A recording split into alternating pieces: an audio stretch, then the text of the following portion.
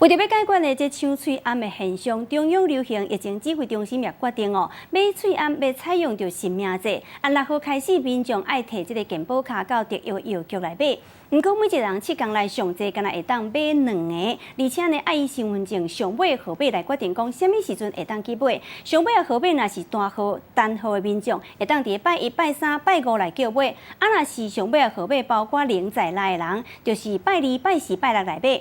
拜六呢，个礼拜这一天是无限制。新政策也引起着民众烦恼，讲这喙暗无够用。不过医师就建议讲，只要呢出入人比较较济、较客所在，或者是医疗院所，才有需要来挂。通勤的人会当考虑讲用棉仔的这种喙暗来代替。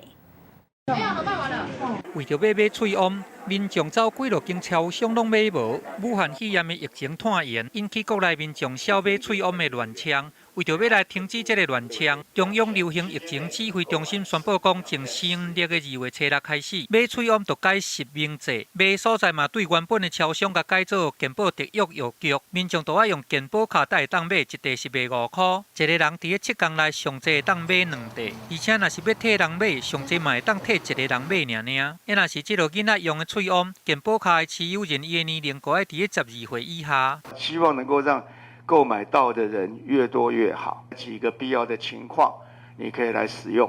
那平常的时候也可以考虑使用其他的替代品。指挥中心咧核算，假使讲若是一个人一礼拜买3袋喙暗，安尼上济敢若有333万人买会到。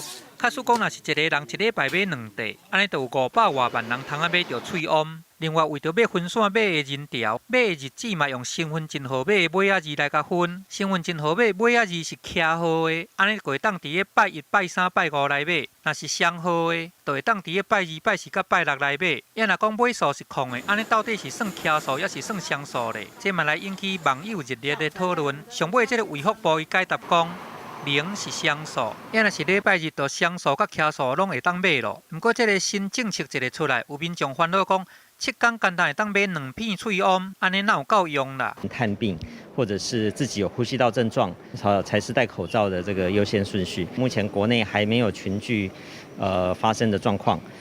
所以我想就一般民众来说，不用太过担心。另外，有医生建议讲，通勤族会当来考虑用这个棉仔布的喙暗来代替。即摆是非常时期，一袋喙暗就遮尔啊好买，就惊讲有人会囤货，政府的政策才会短势，民众的反应嘛拢无同款。记者综合报道。